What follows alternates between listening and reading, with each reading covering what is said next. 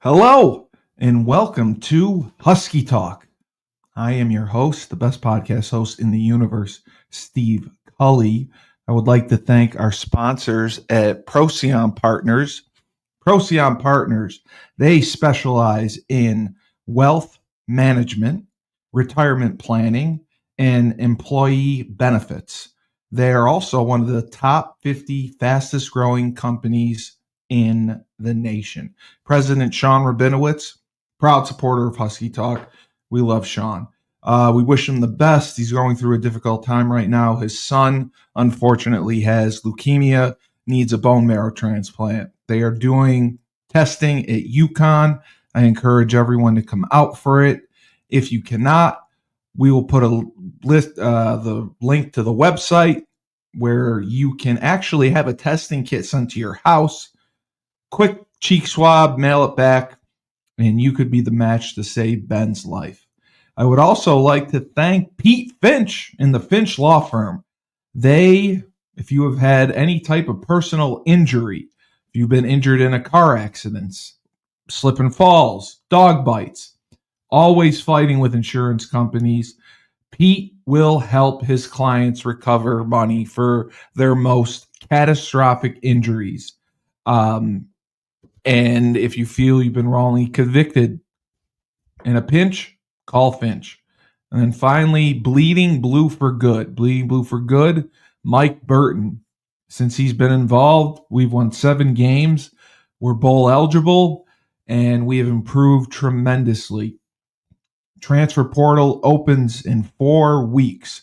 We need to raise money. Mike did it all on his own last year with 10 people. And we are seeing it pay off with talent like Skylar Bell, with talent like Darrell Robinson, Nick Evers. The guys that he gets are making a difference. We want to have continued success. Go to www.bleedingblueforgood.org and donate to football today. And that combined with basketball will put us in a conference. And now for the man of the hour, too sweet to be sour, a legend, Mike Sasson, former UConn offensive lineman, and basically took care of me my freshman year.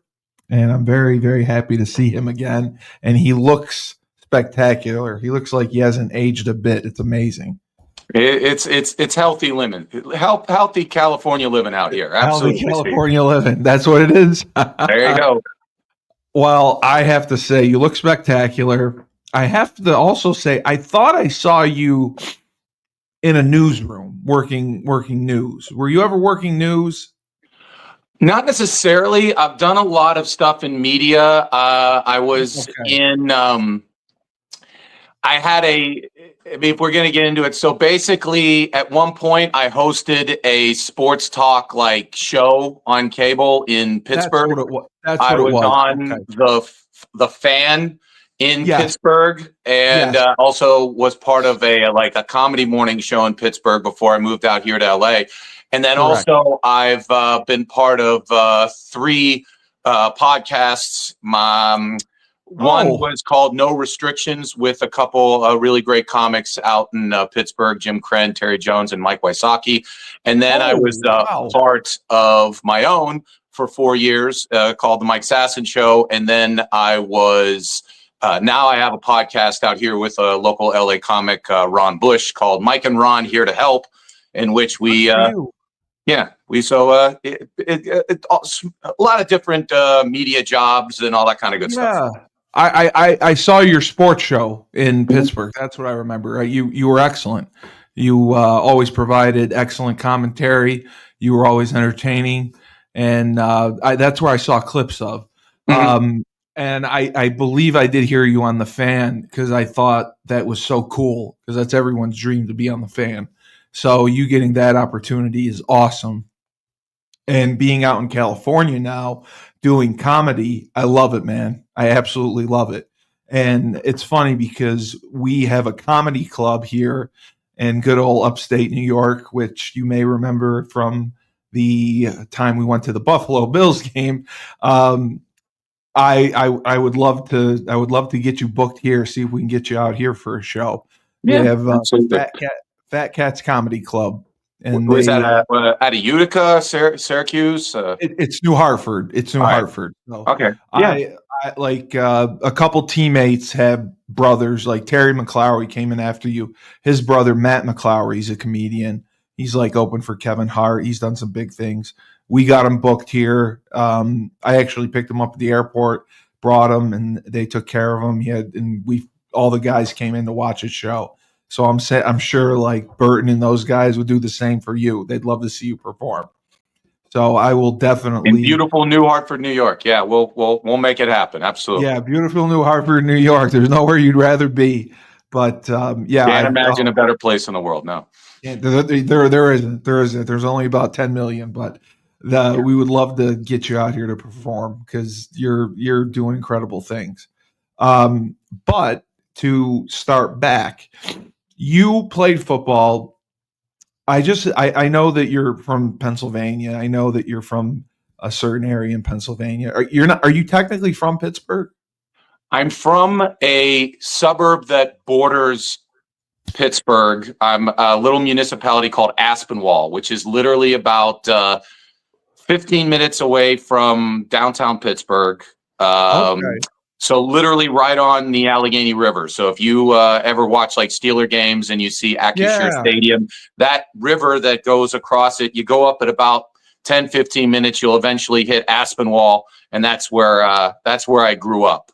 So, I mean, legitimately, I cross a bridge and I'm technically in the city of Pittsburgh. Yeah, pretty darn close. And did you play football early on? Did you start at an early age?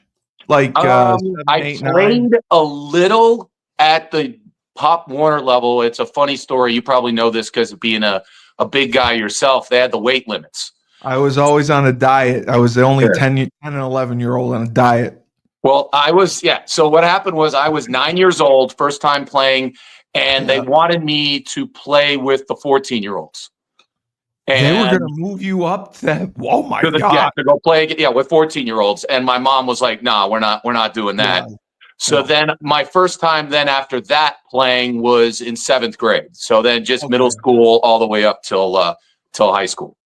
I had the same issues. I played 9, 10, 11, 12. Then I had to play at middle school because I just couldn't make weight. It was like, I think it was like 148 was like the tops. Yeah, I mean, that's the thing about like all the kids that played, if they were, especially the linemen, like you could be some good skill guys and everything like that. But I mean, most of the linemen typically didn't play in the Pop Warner because, big kids, big 8-year-olds eventually become big 18-year-olds.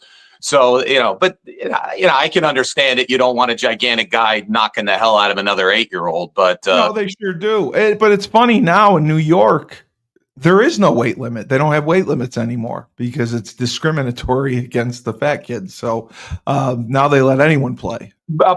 About time we had some civil rights for the obese. Yeah, way to go. Yes. Yeah, there you go.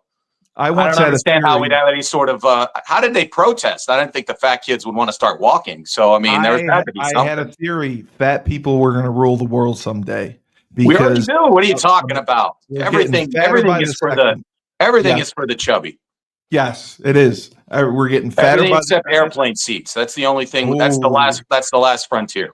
Yeah, that's the rough one to conquer. Unless you go on JetBlue. JetBlue, you get a little more room, but otherwise, boy, you're packed in. You're absolutely packed in. So you started in 7th grade, and did they immediately put you on the line? Yeah. There was no discussion. Yeah, there was let's see if you can throw the football. No, it was immediately on the offensive line. Yeah, well, I mean, you had a good punch. You were good. You were a real good athlete. Good footwork. Were you always at tackle? No, the funny thing about it is the fact that it's very similar to how I became a center at UConn. Was when I was like 9, 10 years old in that initial like Pop Warner League. They taught us all how to snap. How to snap. Okay. So then when I got to 7th grade, I already knew how to snap. So then the coach was like, well, hell, he'll just play center. Because, I mean, it's one of those things to where nothing really starts until you can actually do the center the center quarterback exchange. So it's great if your offensive tackle is knocking the hell out of the defensive end. If the ball's on the ground, nothing happens. So they were just kind of like, so my 7th, 8th, and even my 9th grade year, they had me at center. And then eventually when I got to high school, there was a guy named Kevin Carrozza who eventually played center at Temple, who was already at center. So that's when they bumped me out to tackle. And that's where I played when I was my junior and senior year at Fox Chapel. Yeah, because I couldn't believe that. I did hear the story that you came in at UConn as a center, right? Well, we came in at UConn. Basically, Skip had it to the point where it was like we were just linemen. You did it all, and then we just kind of figured it out from there.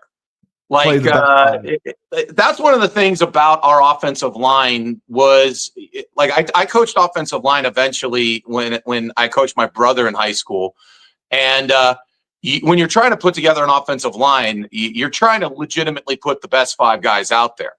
And so it was one of those things to where you go, okay, it's not you're a tackle. It's okay, you're best for the team at tackle.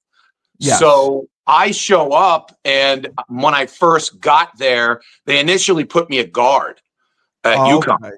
And I played a little there. Then because they needed some depth on as a tackle, they put me at tackle.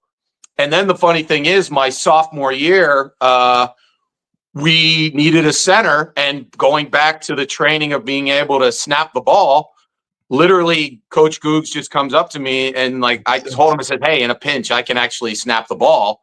And pre-practice, Googs brings Skip over and just sits there and goes, watch this, and I do a snap and goes up to Shane and he goes, how'd it feel? He goes, good snap. And they were like, oh, okay.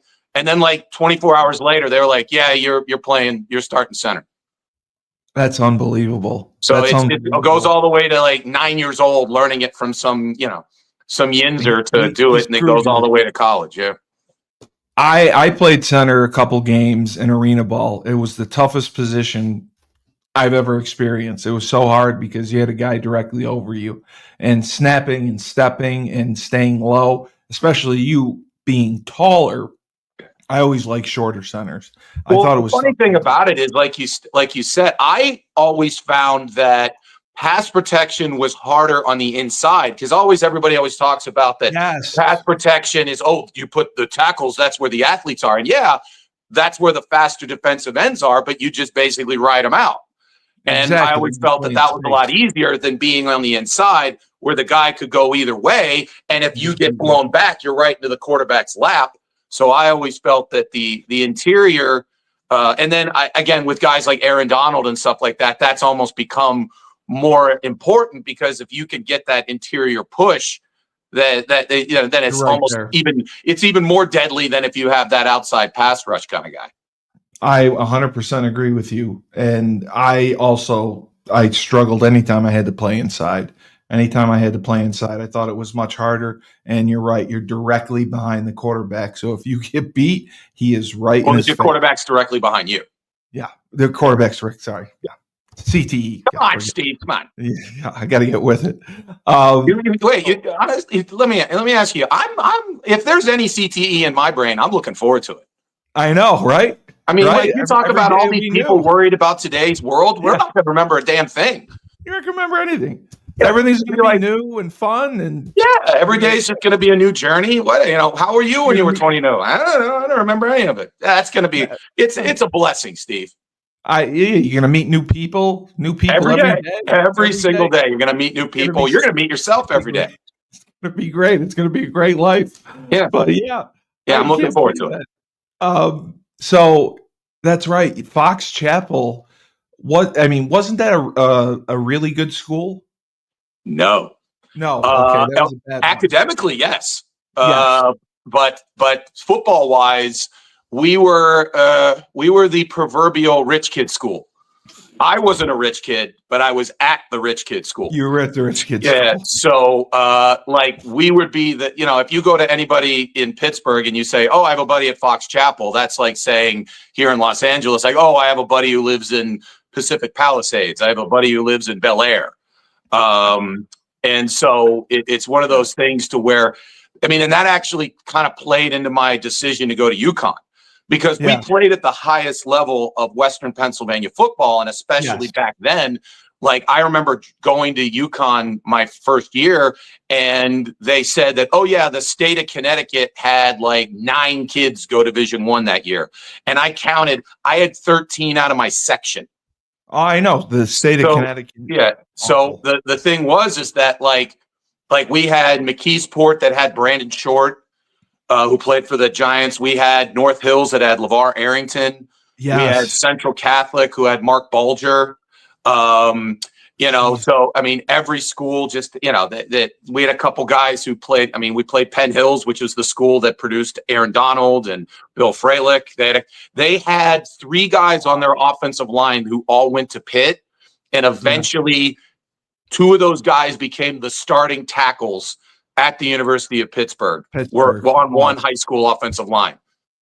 Wow, and that was me. So like that made me sit there. Like I had like some inkling of interest from like lower level, like MAC and kind of struggling 1A schools.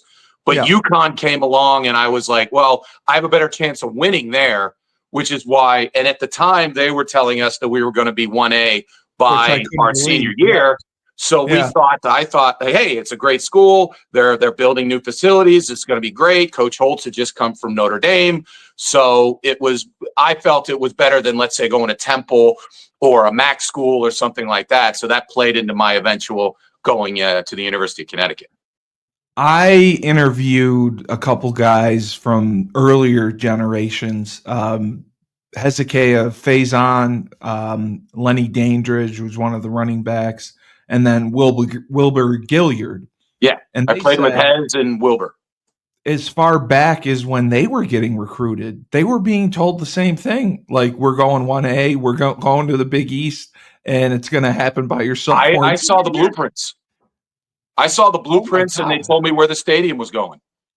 It was going to be on campus? It was going to be behind Jungle. And because I know they complained about the traffic, that was a big thing. Okay, let's get into that. So basically, what happened was, so I said point blank to Coach Holtz when I was getting recruited. The plan was, so my freshman year was 1995. The plan was that we were going to be redshirt. I was going to be redshirted in 1995. 96 was going to be our last year in FCS 1AA. Then 97 and 98 were supposed to be our transition years into that. And then 99 was supposed to be the first year of the stadium and the first year in the Big East. And that would have been my 5th year senior year. Correct. Now, what happened was in 96, there was a governor in Connecticut named John Rowland. The guy that was corrupt. Yeah. Well, he's a politician in Connecticut. Of course, he's corrupt. They're all corrupt. Yeah. The ones that aren't corrupt are the ones that are weird. So the thing is that he was running for re-election in 96. And this was during the middle of like the Clinton boom era, and everybody was doing great in Connecticut and making lots of money. And everybody loved John Rowland. He was going to win by a billion votes. I know. So what happened is the only thing that the Democratic challenger could come up against him was the fact that he was wasting taxpayer money on things like building stadiums and going 1A and all this other kind of stuff. Really? So he legitimately, running up to the 96 election, which would have been like November of 1996, basically was like, no, we're not going 1A. I don't know what you're talking about. We don't have any plans for that. That's not going to happen. So that delayed it enough to where then it knocked it back a couple years. And that's why everything got delayed a year or two, to where that time frame was just pushed up a couple years. But yeah, it was supposed to happen very early, which is why one of the reasons why the 98 team was so good. Those were kids that were supposed to be 1A. Those were kids that we were expecting to be playing Pitt in West Virginia and Miami at that point. Yeah. So we were able to go in, because before I got there, Western Pennsylvania was not a place that UConn really ever went into. Right. And Coach Holtz went into Florida, and Coach Holtz went into places that had not really gotten, UConn had not really gotten those type of kids. And the kind of the carrot was, hey, we're going 1A. We're going to go to the Big East. We're going to do all this kind of stuff. And my recruiting visit in 95, you imagine like a really cool recruiting visit, was the Martin Luther King weekend, where it started with the UConn women against Tennessee at Gampel, which is, I just watched the documentary that that's like the pinnacle. That's like the moment when UConn women's basketball arrived. So that was my afternoon. And then in the evening, it was Big Monday, UConn versus Georgetown, Ray Allen versus Allen Iverson, where we had court seats. Oh my! So you want to talk about like showcasing what UConn could be? You see those two big things, and then you're meeting Lou Perkins and Harry Hartley and all these guys showing you the blueprints, going, and now this is what we're going to do with football. That's when I was like, oh yeah, sign me up. I'm in. This is what I want. This is it. I didn't know that the governor had more power than the athletic director, but I should realize because it's a state institution. So, right. Well, I mean, they wanted government money. And so really the state, as I understand it, they didn't really give a damn. This was supposed to be like John Rowland's kind of like, John Rowland wanted one of the things that was like, 100 years from now, they're like, and we have 1A football in Connecticut because of John Rowland. So he wanted that to be his thing. And the legislature, the state legislature, because they were just so, they were like, hey, this guy's really popular. And, again, how politics works, one hand wash the other. He's like, yeah, we'll get you your stadium, but you get me blah, blah, blah. And when he kind of dropped it and said, hey, this isn't something we're going to do right now, then the legislature was like, well, then never mind. And then they picked it up in 2000, and that's when they ultimately got the money to build Rentschler Field. Well, initially it was the threat because the Patriots were going to move there. Well, that's the other thing. They leveraged. That was supposed to be, it was the on-campus stadium. Yeah. Then the next thing was the Patriots signed the agreement. They were coming, and we were going to play in that stadium. Yes. Like that was going to be the UConn football stadium, downtown Hartford, 70. It was going to be like how Pitt plays in the Steelers stadium and USF plays in Tampa Stadium. We were going to play in the Patriots stadium. And then when Kraft got got everything together, which hurts me to say this, I read Dan Rooney, he's passed away, but the owner of the Steelers, he was one of the major one of the major people that pushed the Patriots to stay in Boston. He actually had a ton of influence because of the fact of how much, it was the archdiocese and his background in Ireland and everything like that. He had a lot of influential people that he knew up in Boston, and he helped Kraft kind of move forward. So as a Pittsburgh guy and a Steeler fan, it kind of hurts to hear that, one of the reasons why I didn't get to play 1A football was because of, the guy who owned my favorite team kind of pushed him out of Hartford and kept him in Boston area. See, like I always thought that it was Kraft using the stadium as leverage to get Gillette built. So it wasn't probably a little bit, but I think according to Mr. Rooney's book, he didn't necessarily, he was kind of a newbie to the area. Yeah. And he didn't have as much pull. He was trying to use it as leverage to say, I mean, like any good businessman, he wants to have a backup to where if nothing works, he goes, okay, well, at least I have the stadium in Hartford. And also because it was close enough mile-wise, it's like, for instance, like San Francisco Stadium is like an hour or so outside of San Francisco. It's south. So they didn't have to say, hey, I'm moving anywhere because they were still in the New England. Yeah, they'd still be the New England Patriots because they're in Hartford as opposed to Boston. So that's why he put it in Hartford, because he was close enough to where he could just sit there and say, build it there. But yeah, that was the other play that would ultimately have made it that I could have played 1A football. Because they told us that when we were being recruited, the same thing, the Patriots were going to come there. And I didn't know, I knew it was signed and sealed, delivered, and then all of a sudden they backed out. And they found some loophole to where the whole point was they needed the stadium done by a certain date. And because they did like some environmental studies of the land and found that they had to like clean it up, that they wouldn't have met that date, that gave him the out to be able to go someplace else. Because I actually had Randy on the podcast, And I said, it's admirable when Randy came in to get the stadium built, and he got the indoor facility built within 5 years, and he was 40 years old. For a first-time head coach being that young, being able to get two of those things accomplished, I just thought. Well, he had a lot of help from the Burtons and the, and the athletic. I mean, like he was obviously part of that, and obviously everything helped.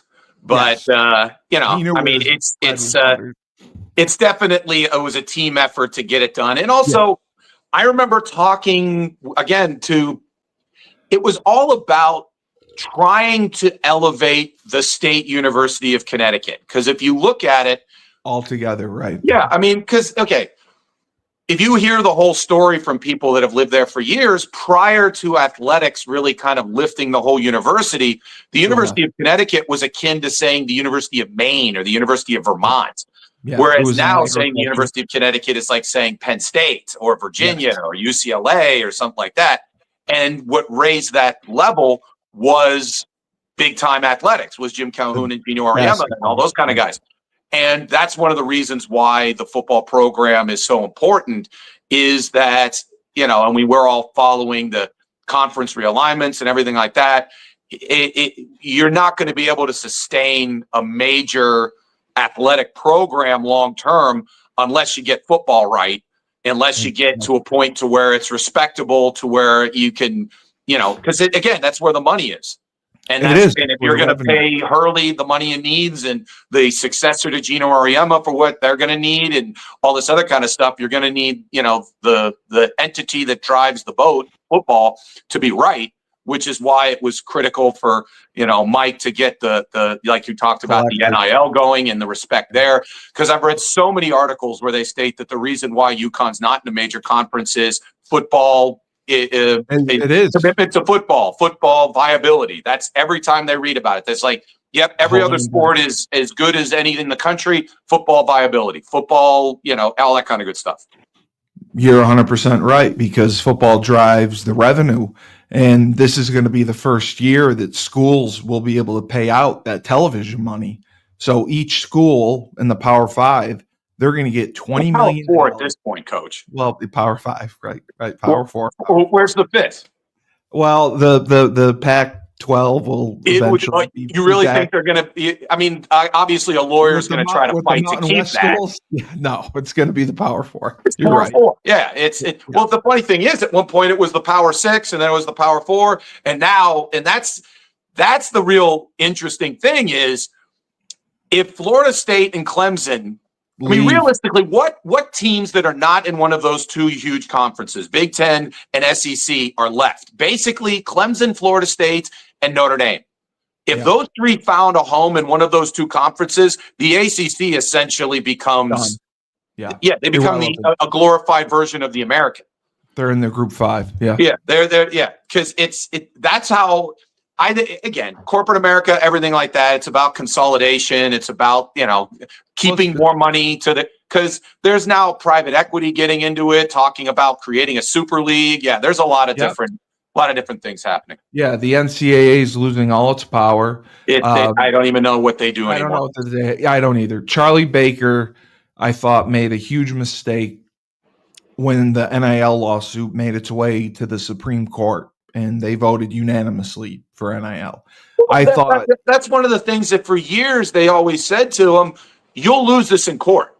You're going to lose." They should have settled. They should have basically said, "Yeah, you could do name, image, and likeness, but we need to regulate it and all this other kind of stuff." But they just dug their heels in and didn't go to negotiate. And then it went in front of a judge and said, having this $1 billion entity in which the people participating in it can't profit from it is downright illegal. Yeah, you're done. Antitrust.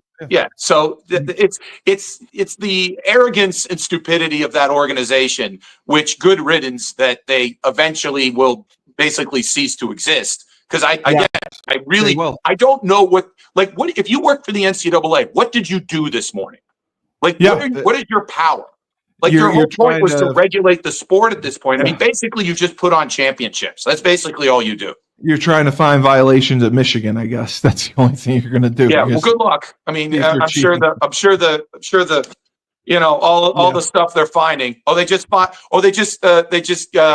put USC on probation. Yeah. Yes. Yeah, I saw that. So yeah, all it's good organization. Hope they're all enjoying their $500,000 salaries. And Harbaugh got in trouble and he leaves and nothing's going to happen. It's hilarious. Yeah, he's sure if you went to a Chargers practice, he'd be really concerned. I know. But wow, that's crazy to think about. And you're 100% right. One of my other co-hosts on the other shows I do thinks the NCAA will cease to exist within 5 years. He said there will be no more NCAA. Again, if they become what they should become, which is essentially nobody can college football right now. If you look at it, the biggest entity in sports is the National Football League. The next biggest is college football. It's college football. If they were to consolidate the teams that really drive the revenue, the teams that really get the eyeballs, that really move the needle into one single entity and negotiated it as one thing for TV, then and they would get NFL level money. They would. They would. That's the $100 million question is what is college football going to look like when it essentially just becomes NFL junior real? Yeah. That's what it's turning into. Yeah, but that's one of the things everyone's like, oh, well, these guys are getting paid. And I'm like, wink, wink, nod, nod. They've been getting paid for a while. Yeah, it's been going on for I love that it's like, how's it going to affect recruiting? Go check the recruiting rankings. It's the same 10 teams that have been recruiting well for the last 40 years. Yeah. All of a sudden they've got great NIL. Maybe they had great NIL for a while now. Alabama. I'm sure all those young kids in California, New Jersey really just love the food in Tuscaloosa. They really enjoyed that. They really loved that trip down there. There was nothing else that was happening. No, Reggie Bush and his family, they just happened to move out to California and find a place. Well, he lived in San Diego, but the house that he bought in San Diego was probably something that you couldn't get as a, in a, with a part-time job, distributing newspapers. Yeah. Yeah. Which his family lived in. Yeah. It was Which I'm all for. How much money did he make, the University of Southern California? I went to 2 games this year. It's an 80,000 seat stadium. They have luxury suites. They have all that kind of stuff. He built that. They're still walking around in number 5 jerseys. Absolutely. And he wasn't supposed to take any piece of that. And I can't remember if they gave him back his Heisman Trophy. They did. You go to the stadium now. They officially gave it back to him, and now they do honor him in the stands, which again proves the NCAA. They just were like, yeah, we can't justify this, and so kind of went from there. Yeah, I had always wished that the NIL, if Charlie Baker had just put a salary cap on it, said $2 million. Well, the only entity that could possibly do that would be the conferences themselves. But the problem is if let's say the Big Ten puts it at 20 million, then the SEC knows what to go at. I think the future is flat out like you're a 5-star kid, because if you look at it, the SEC has aligned itself with Disney, which is ABC and ESPN and all that kind of stuff. And the Big Ten is aligned themselves with Fox. So essentially what you've got is 2 media entities, and Texas versus Georgia is a television show. So if you're going to be a main person on a television show, you get compensated by Disney. So I could see Disney flat out going to some 5-star quarterback and saying, you're going to sign a 2 or 3 year deal. You could pick whatever SEC school you want. We prefer it be a name brand like Georgia or an Alabama or a Texas or something like that, because that drives eyeballs. But we're going to sign you to a 2 or 3 year deal, and that'll make it a little bit better. Because I don't understand. Because right now it's basically just year in, year out. You get paid or you don't get paid. Where if they could sign contracts and say, okay, this is a guaranteed 3 year deal, this is a guaranteed 2 year deal, and just have kids, negotiate and work it from there. Well, that's the one thing Burton has done and done well. Every kid who gets paid is on a contract. He has them have representation and a lawyer look it over. They know their responsibilities and they know what they're going to get paid weekly in each year. But it's not a UNLV thing where the kid gets out and hasn't been paid at all. I recruited him too, by the way. Great kid. Should have been paid. He was worth it. He had him in the top 25. The casino guy wanted to pay him. They wouldn't let him.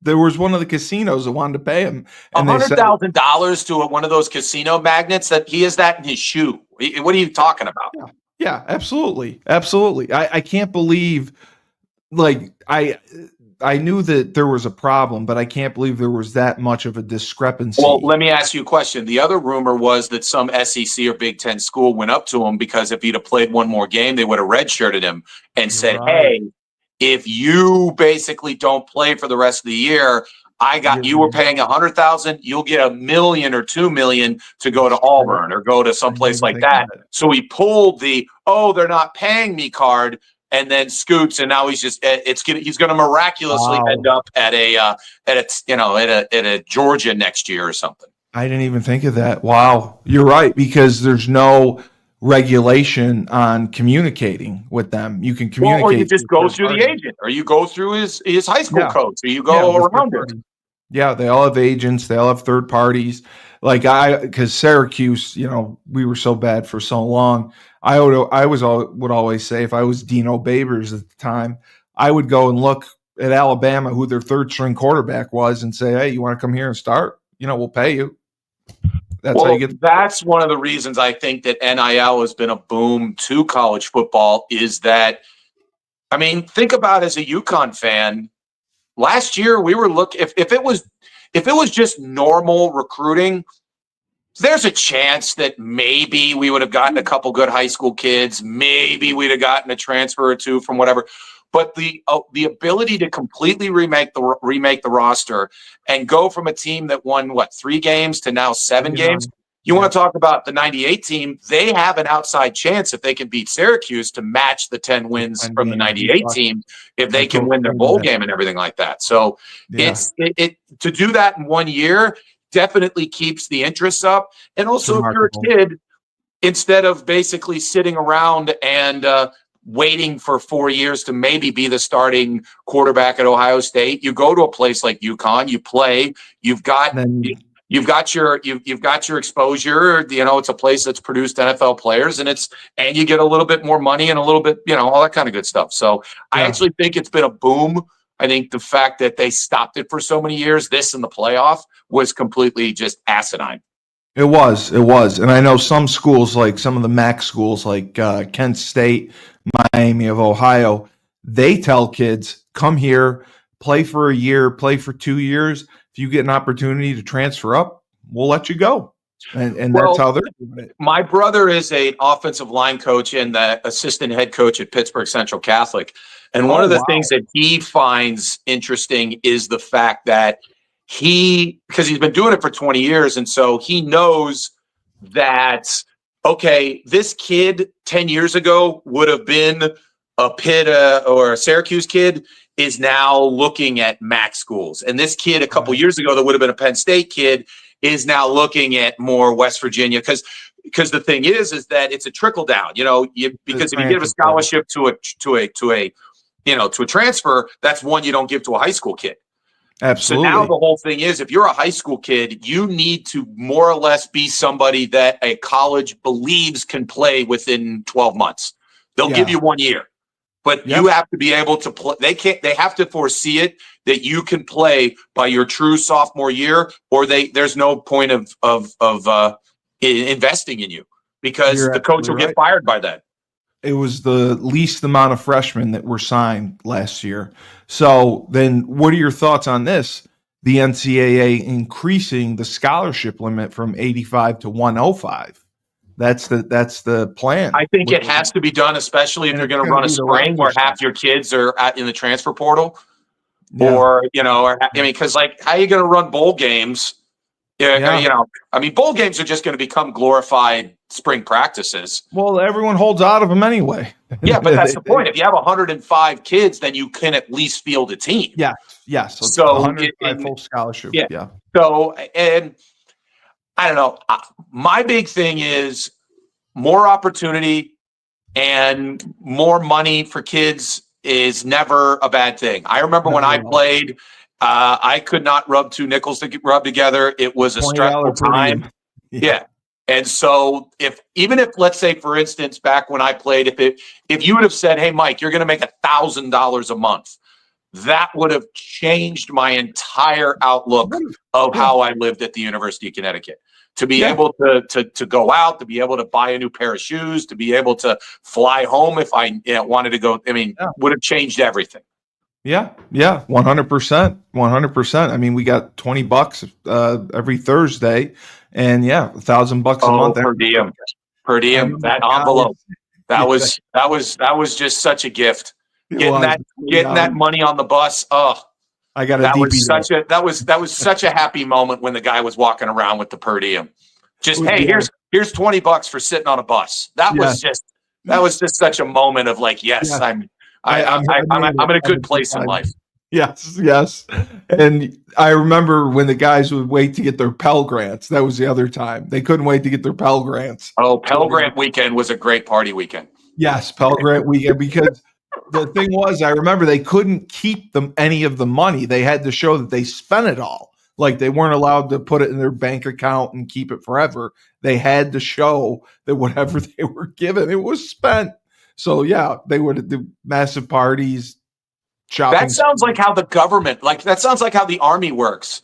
Like, you have to spend the money. So like in the Army, they have the most amazing New Year's Eve and Christmas parties because they have to spend the money. And in college, you're encouraging. That's the thing. You're encouraging these people to freaking party. You're like, well, you got $5,000. Might as well get a DJ. Might as well do something. You can't save it. So do what you want. Can't actually teach the kids to invest. You couldn't actually teach them what a credit score was. Nope. Just go buy whatever you spend. Not only are we going to give you money, we're going to teach you bad financial habits. So go ahead. Yes, whatever you welcome to college. We can do. Welcome to life. We're preparing you for life. Yeah. You came in initially. Was the line coach Hudson, or was Googe there already? No, Hudson actually recruited me. It was Hudson who recruited you. Literally recruited me. Like, he was my coach who came to Western Pennsylvania and talked to my dad and did all that kind of stuff. So Hud was my he was a hard ass, but he was a good coach. Yeah, I've listened to a couple of your podcasts talk about him. I think because I was someone that he specifically recruited, that he liked me. Now, occasionally he'd say, call me a name or something like that, but I didn't feel any sort. Also, because of the thing, my high school coach coached at Pitt back in the early 80s with his mentor, Joe Moore. Okay. So Joe Moore's a Pittsburgh guy, and so Joe Moore knew of me. And so he kind of was like, oh, you're going to. So it was like Hud, Joe Moore, me. It was kind of a nice match and everything like that. So Hud was a huge fan of me. Okay. Now I know you ended up at UConn. Were you looking? Or did you want to go to Pitt? Did you go to their camp? Did you do anything like that? So the stupidest advice I'd ever received in the history of my life was from my high school coach. He stated, don't go to camps. Don't go to camps. Because they're going to want to see film of you anyway. Which, as a guy who coached in high school for 6 years, I literally would. That is the dumbest advice in the history of dumb advice. Yes. So, I took a couple, I went to a couple games at Pitt. I went to a couple games at West Virginia. Unofficials, right? Unofficials. Yeah. Basically, what it came down to with those schools were, they were taking 3 kids. I was their 6th kid. That's what I was the hold on, we might need you, kid. Yeah, and I wasn't having that, especially considering when I was there, Johnny Majors was at Pitt and they sucked.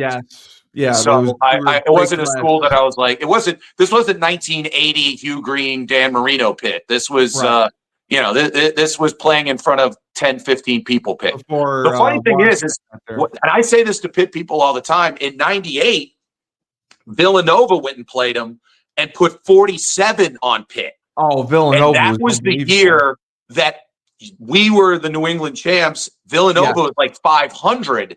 So correct. I said, you're lucky you didn't play us because we would have beat you. Yeah, so that's one of those things where I'm upset that we didn't get that chance to go into Pitt Stadium and beat them. But yeah, that was so. Yeah, Pitt and West Virginia, the schools that really it came down to, because again, I didn't want Ohio came by, I didn't want to go there. Kent came by, Temple came by, Cincinnati came by, Tulsa came by. What? Buffalo?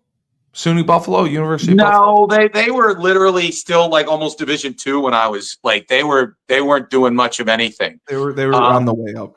Yeah, and but it's one of those things to where it came down to the 3 visits I took. My first one was to UMass. Me too. I loved UMass. Yeah. The second one was literally, again, it was University of Richmond. And then it was UConn. And I went to Richmond Friday, Saturday, ended the visit on Sunday, and then flew directly from Richmond to Hartford. I didn't even go to Pittsburgh. I went directly to my visit in Connecticut, and then took my visit to Connecticut over the Martin Luther King weekend.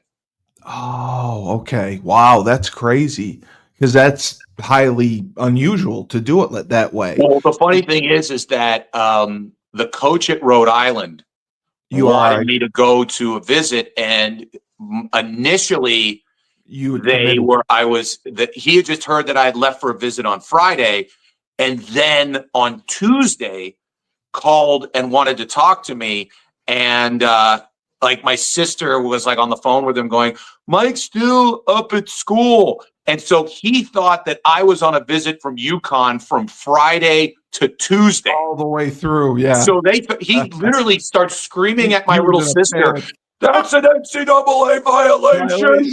They can't stay there for more than 48 hours. Yeah. So, yeah, that was a fun time. Oh He's yelling at my 8-year-old sister. Yeah, take it out on her. Oh, my God. Oh, the coach at Rhode Island was a nut job. They tracked you down. They found your hotel room. They were furious. Yeah, they were. How dare I have fun at a school that cared about athletics? Were you offered by the schools you visited, Richmond? And okay, so you were offered, but you didn't make the decision right there after the visit. So I went to my visit to UMass before the Christmas break. Yes, and I had a decent visit with them. They were kind of UConn junior, in a sense of like Mark they were kind of going like, yeah, they got a good program. We've got Marcus Camby. They're going 1A. We're probably going to go 1A. So it was everything that they said was just like, we're going to do that too. Yeah. And then the thing is that I had made a commitment to HUD where I was like, I won't make a decision until I visit Connecticut. Right. And he held me to that. And then I took the visit to Connecticut. So then you want to talk about growing up, after my visits, I was in my weight room in high school and Coach Roof from UMass came by. And Coach Roof eventually became like the coach at Duke and had a great career. Yeah. Ted Roof, yeah. And holy crap. He was in the office, and I remember my high school coach comes up to me and he goes, Coach Roof from UMass wants to talk to you. And I go, okay. He goes, he wants to know what your thoughts are about UMass. And I literally look at my coach and I go, I'm not going. And he goes, well, you go and tell him. So I walked into the office by myself, sat down. Coach Roof is sitting right there, and says, "So, Mike, what's your thoughts?" And I go, "I'm not going to UMass." Yes. And he goes, "Where do you think you're going?" And I go, "Probably UConn." And we just sat there, and he goes, "Well, good luck. Best of luck." And I go, "Thank you very much." And I just walked out. Yeah. And so then what happened, which it's interesting. The last thing that Coach HUD said to me, Coach HUD actually made it to where he flew back to Pittsburgh with me, and he was right next to me on the plane. So then we touched down in Pittsburgh. My dad's picking me up. HUD and my dad want to talk, so we go to this place that serves chicken wings near the airport and stuff like that. And so we have a lunch or something. And the last thing that Coach HUD said to me was, at any time, you call me and you tell me if you're a Husky. So, whatever. Next day, Richmond comes to my school. Richmond says, "What do you want to do?" I basically go, "I don't want to go to Richmond." And he goes, "Okay, thank you very much." Blah, blah, blah. So now it's UConn. So then I told my dad this, and my dad goes, "Well, then go call Coach Hud." Now, I told my dad this at like 11:45 on a Wednesday, like night. And he goes, "Call him." And I go, "Well, it's 11:45 at night." He goes, "He said anytime. Call him." So this is before cell phones. This is before anything. Yeah. So I had to call like the days in like near the airport, ask for Greg Hudson. He wasn't in yet. So I said, "Well, call him back. I'll be up for another like 15, 20 minutes. 3 minutes later, he calls me on the phone, on my house phone, and he sits there. He's like, "Michael, what's going on?" And I go, "Oh, nothing much, Coach. I just wanted to tell you that I'm a Husky." And he sat there and goes, "Say that again." And I go, "I just wanted to tell you that I'm a Husky." And he goes, "Is your dad in the room?" And I go, "Yes." He goes, "Scream it loud enough so he can hear it." And I go, "Dad, I'm a Husky." And he sits there and goes, "Oh, you made my night. You made a 40-year decision." And that was how I committed to UConn. That's so amazing. That's so amazing. And your class was so special. And I know they wanted to redshirt everyone as well. And I remember it was it may have been Carl Bond who didn't get redshirted. Okay, so Bond was in the class before me. It was before you. Okay, so maybe it was Carl Bond, Shane Stafford, Dennis, Chili were all in the class. I was in the class with Torrey Taylor, Percy Price, Burton, Ritter, Harper. That was kind of Chucky Mears, Steve Bowman, Mike Bendekovic, who eventually, a lot of great players. No, and I actually played my freshman year. Yes, I remember. Yeah, so and then my sophomore year is when I broke my leg, which is why I was still eligible to play in 99. Right. And I remember, was it the conditioning test you broke your leg on? Yes, it was the conditioning test. I literally, it was in the old, the field hockey turf. I planted my foot and I turned and the foot stayed and just went like that. And the foot was just kind of like, I still have the rod in my leg. Yeah, I still got it in there. Oh my God. Yeah. So you want to talk about like, I went into the hospital and they would not give me a straight answer of whether I was ever going to play football again. Because they didn't know. They didn't know if I was going to, if it was going to infect it, if it was whatever. And that was, it took obviously I was able to participate in spring from there. But that was, that was a tough one. Who ended up doing the surgery? Did one of the UConn guys do the surgery? Like one of the doctors at Tallinn Hospital. I don't know. Okay. One of the UConn guys was there. Yeah, that's what I figured. I don't know. I was knocked out. I didn't know who the hell was there. I just woke up and I was just kind of like, I went to sleep. I woke up. I was half naked under a blanket and I had a cut in my leg. I didn't know what the hell was going on. Yeah. I know what that's like. Okay, so that's right. So you played as a freshman. Yeah. And is that primarily when you were at guard? No, I was a tackle. Okay. So I got redshirted my sophomore year, and I was a tackle all the way through until sophomore year when I was coming back off the broken leg, and we still had like some tackles, and so again it's find your best five, and then they put me at center. So then my sophomore year, I started for a good amount of the games at center. Because I remember like you ended up starting 33 or 36 games. Like you had a big number of starts, which was incredible. Yeah. And like you said, you played as a true freshman, which is so difficult to do as a lineman. So that must have been hell rehabbing that injury. And when exactly did Hudson end up leaving? Right after my sophomore year, the year I broke my leg. Yeah, he went to Cincinnati, where he coached actually with Mike Tomlin. So little tidbit there. I did not know that. Yeah, him and Tomlin were like it was there were some articles about them like being very, very close and stuff like that. But that's when Googs came in. So like literally Googs just showed up and BU, we knew he was from BU and everything like that. And they're like, "Oh yeah, and these are your linemen," and "Oh yeah, he's coming back from a broken leg." Yeah, and I'm like, yeah, and he had a very, very thick accent and colorful language, because I remember when he recruited me too. I just was blown away by him because he always had a dip in, and I don't think he spoke a word without a curse word behind it or before it.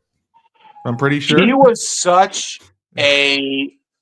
When I became a high school football coach, I would say 90% of what I taught the kids I learned from Coach Googs. From him, yes. Yeah, he was so technically sound, taught you so much about offensive line, about the mental aspect and the technique aspect of it.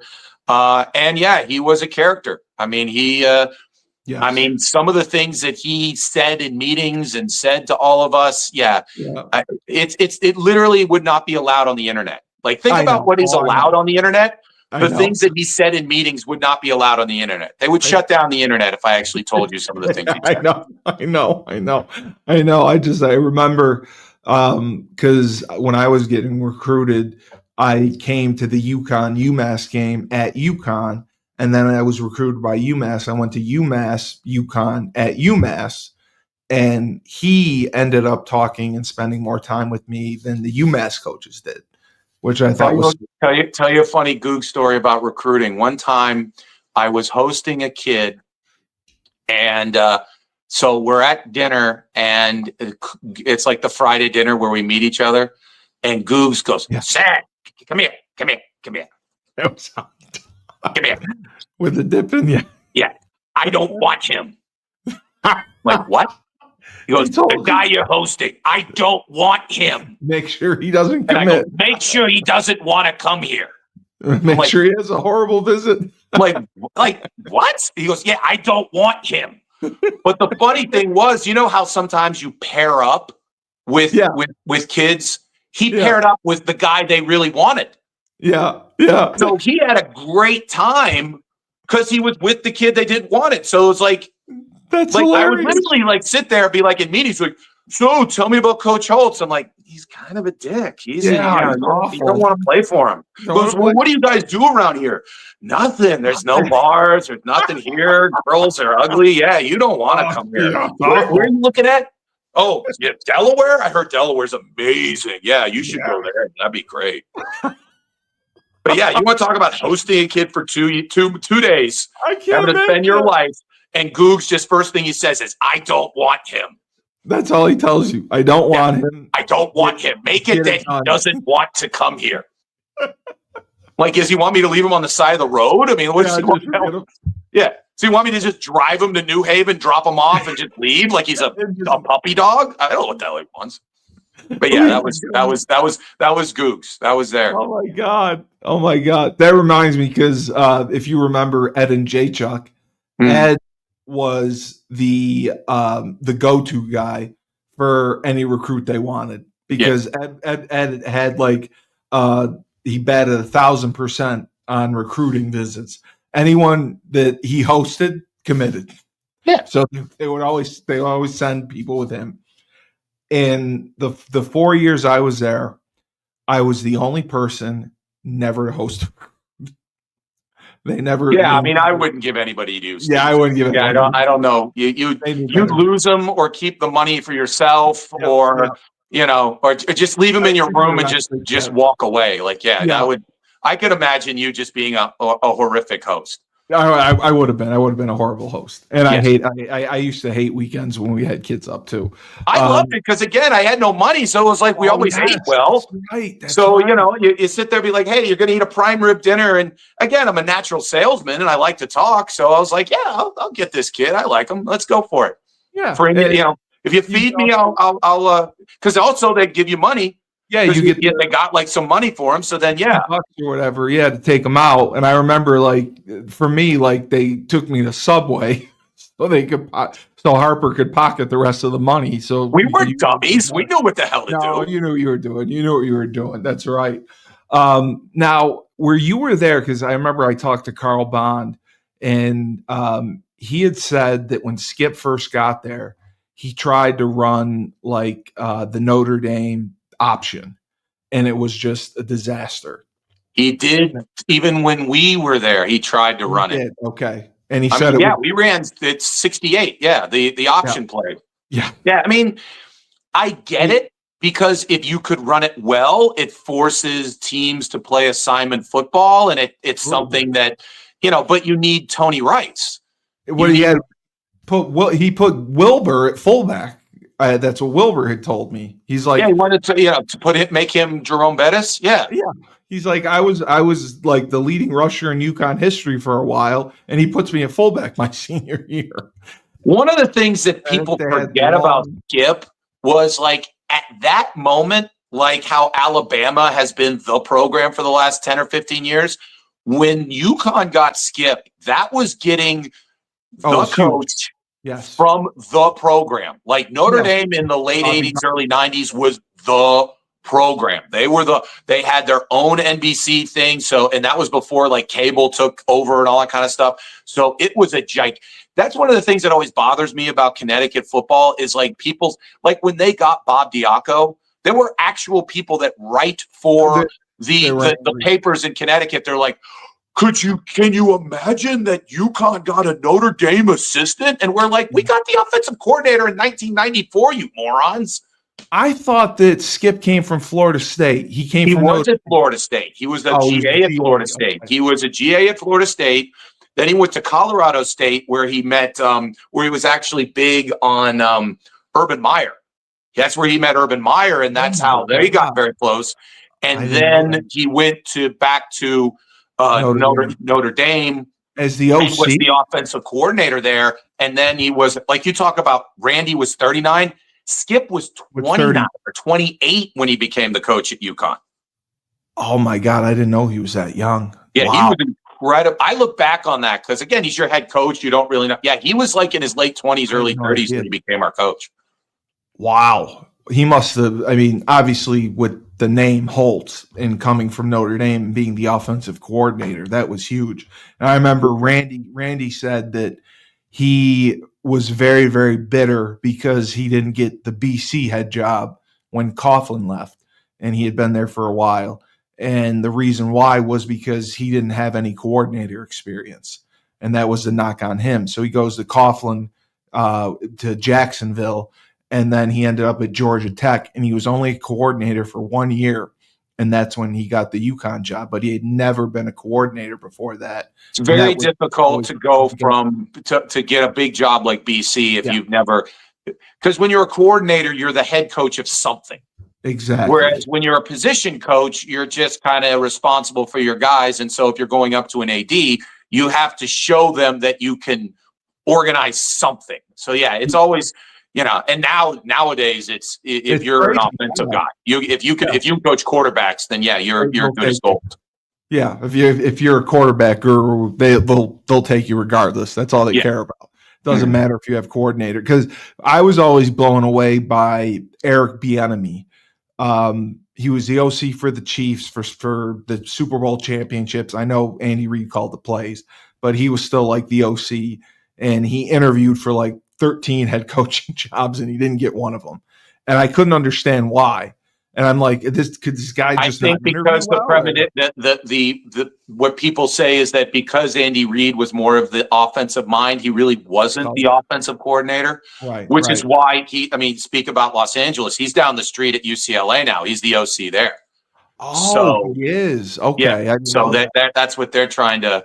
He has to prove that he can call plays and coordinate. And if he could turn, UCLA's actually had a good couple of weeks and beat Iowa last week. And so if they can end strong, he'd be in a nice position.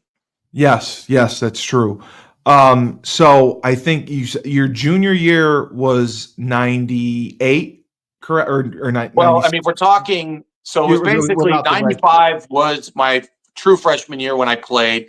96 would have been the year I broke my leg. 97, we were 7-4. And basically we were good, but we lost the last game to UNH and would have put us in the playoffs.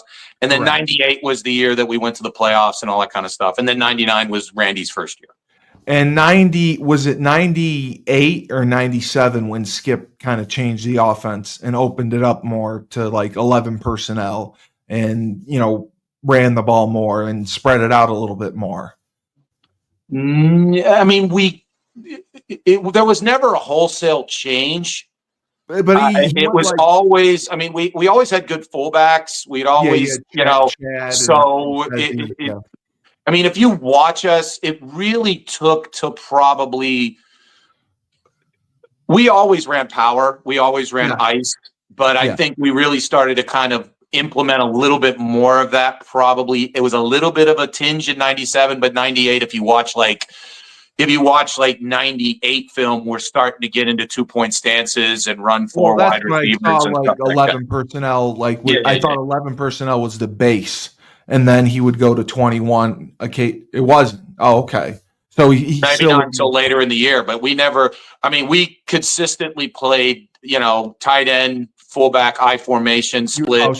21. Okay. Yeah, I mean, on third down, we might pull the fullback and do something. We were what would best be described as pro style multiple. You were pro style multiple. Okay. Because I know you had great running backs. You had RC and you had Barry Chandler, both very, very good, tough runners. And Tabor eventually. Yeah. I mean, we had some good, and then great fullbacks, Vezchek and Chad Martin and obviously Burton in 98 was a tight end, Dan Dingman and all that kind of stuff. Yeah. But the key to that 98 team was Shane and our quarterbacks and our wide receivers. They were special. They were really, really great. I do a podcast with Shane, and I love having him on because of just the way he thinks and the way he sees things. And it's just amazing the mind that he has for football. I mean, if you were to put if you were saying the top 5 UConn quarterbacks of all time, he's in the. Yeah. I think. I mean, obviously you have the Orlovsky's kind of at that level because of his there, but I would put him easily 2 or 3. I mean, especially. I mean, he just having him back there. He was such a great leader, and you just felt like you were all. I never saw him get frazzled. Yeah, I never saw him make a mistake. I mean, towards the end of his career, he was correcting Skip. Yeah, in terms of it was Skip's offense. Yeah, but he would be the one calling a play and be like, "Coach, you have to call the tight end to the other side in order to do that." Right, so that's the kind of expertise he had about that offense. But then even in you want to talk about 98 having. I mean, Shane got hurt because of a guy that I was supposed to be blocking. Hoff stepped in. Yeah, Hoff, and then threw for 400 and something yards against UMass. I was there. And then he got hurt, which that's an interesting story. I forgot about that. He had a concussion.